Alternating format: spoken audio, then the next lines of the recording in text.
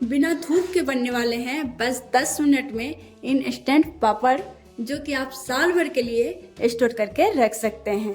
दोस्तों, एक बार बनाएंगे तो आप बार बार इसी तरीके सारे पापड़ को तैयार करेंगे। ना धूप की ज़रूरत है और साल भर के लिए आप इस पापड़ को स्टोर करके रख सकते हैं। हे एवरीवन, मेरे यूट्यूब चैनल RSM किचन में आप सभी का बहुत बहुत स्वागत है। तो दोस्तों, आज जो मैं रेसिपी लेके आई हूँ ना, बस ये बिना धूप के पापड़ है। तो चलिए चलते हैं किचन। उससे पहले अगर आप मेरे चैनल पे पहली बार आए तो प्लीज़ मेरे चैनल को सब्सक्राइब करें, लाइक करें, शेयर करें, बेल बटन को ज़रूर प्रेस कर लें। हाँ, कमेंट में ज़रूर ये बताना जो कि आपको किस तरह का वीडियो देखना पसंद है। तो दोस्तों, यहाँ पे सबसे पहले हमें एक बाउल लेना है और छोटे बाउल से यहाँ पे 1 कप लगभग यहाँ पे हम मैदा ले रहे हैं। तो मैदे के पापड़ बना रहे हैं। आप यहाँ पे सूजी का भी पापड़ इसी तरह से बना सकते हैं। तो दोस्तों, यहाँ पे मैदे का पापड़ बनाने के लिए हमें मैदा चाहिए और मैदे में हम यहाँ पे पानी डालेंगे। तो पानी हमें 1 गिलास हम लेके रखेंगे पानी, और धीरे धीरे पानी डालेंगे। एक बार में पानी ना डालें ताकि लम्स ना मिले, आपको लम्स ना बैठे, और इसे आप चलाते रहें। इसे अच्छे तरीके से, चाहे तो आप हाथ से भी चला सकते हैं, और चलाने के बाद इस तरह से एक छन्नी से आप इसे ज़रूर छान लें।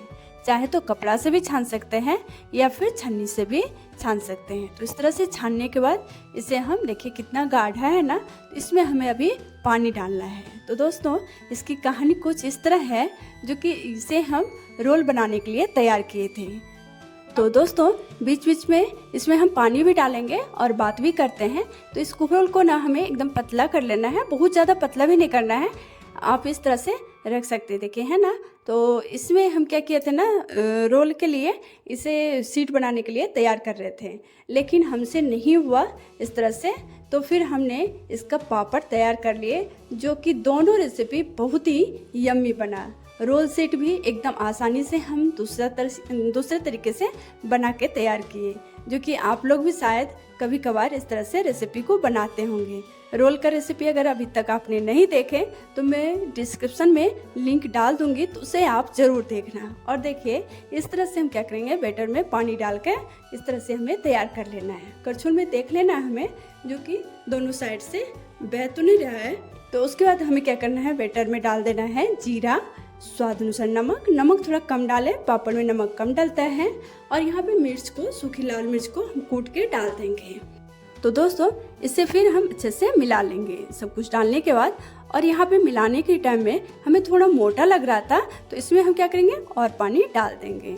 तो पानी इस तरह से हम डालते रहेंगे जब तक कि पूरा मतलब इस तरह से प्लेट में बहे नहीं और अच्छे से सेट हो जाए।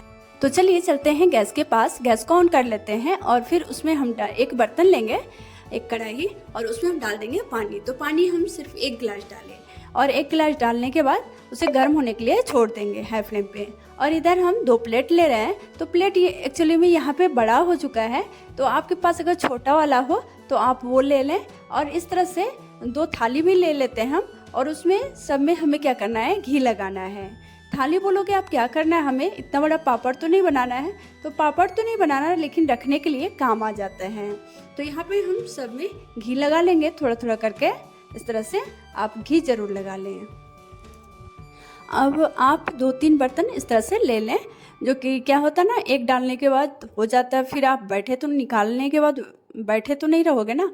तो आप 2 प्लेटें ज़रूर रखें, एक डालें इस तरह से। देखिए इतना, बस इतना बैटर हमें डालना है। और पतला, आप जितना पतला करोगे ना बैटर को, इस तरह से खिलाओगे, फैलाओगे, तो आपका जो पापड़ है ना बहुत ही क्रंची बनेगा। क्या होता है, अगर मोटा हो जाता है ना पापड़, तो वो ज़्यादा फूलता नहीं है, बड़ा नहीं होता है। तो इस तरह से हम डालने के बाद क्या करेंगे, प्लेट को डाल देंगे भाप के ऊपर, और इसे ढक देंगे। बस 2 से 3 मिनट के लिए हमें ढकना है। और यकीन मानिए, इतना अच्छा पापड़ बनके इस तरह से तैयार होगा, आपको भी यकीन नहीं होगा, जो कि सच में इतना, मतलब बहुत ही कम समय में इतने सारे पापड़ बनके तैयार हो जाते हैं, और वो भी बस 1 गिलास पानी में।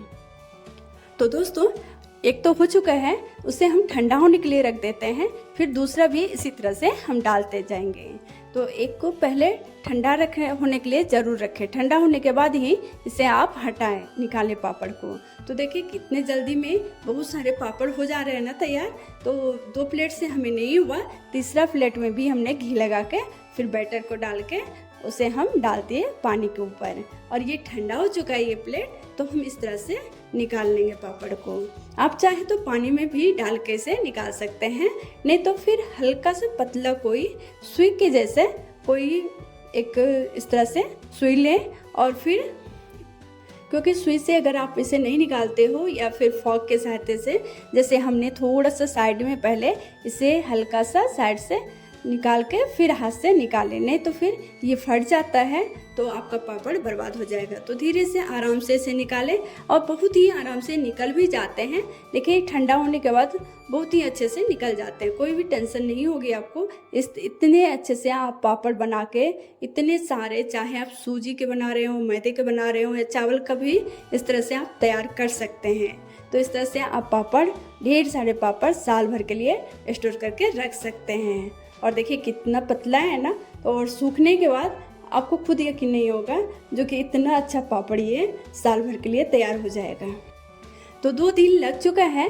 इसे हम धूप में नहीं डालें, घर में ही पंखा के हवा में भी आप सुखा सकते हैं, पंखे के हवा में, या फिर थोड़ा थोड़ा भी धूप रहे तो बहुत ही अच्छे से ये सूख जाता है। बस 2 दिन लग जाता है। तो यहाँ पे हम कढ़ाई में सरसों तेल डाल के गर्म कर लेंगे। तेल एकदम अच्छा खासा गर्म होना चाहिए और इसे हम इस तरह से तल लेंगे। तो दोस्तों हुआ था ना, कुछ कुछ पापड़ ना थोड़ा सा मोटा हो चुका था, इसलिए ये थोड़ा सा फैल नहीं रहा है। लेकिन पतला, अगर आप जितना पतला बनाओगे ना, आपका पापड़ बहुत ही फैलता है। आप चाहे तो उसमें जब आप नमक डालते हो ना, तो उसी टाइम में थोड़ा स्पिंच भर आप सोडा डालते हैं। तो दोस्तों मैंने तो यहाँ पे सोडा नहीं डाली थी, लेकिन मैं यहाँ पे सजेस्ट करूँगी, अगर आप स्पिंच भर सोडा डालते हैं तो आपका मैदा का जो पापड़ है ना, बहुत ही क्रंची और फैला हुआ बड़ा बड़ा बन के तैयार होगा। तो यहाँ पे देखिए कितना देखने में सच में बहुत ही अच्छा लग रहा है और ये खाने में भी बहुत ही टेस्टी लगता है। तो चलिए फिर मिलते हैं एक नई रेसिपी और नई उम्मीद के साथ।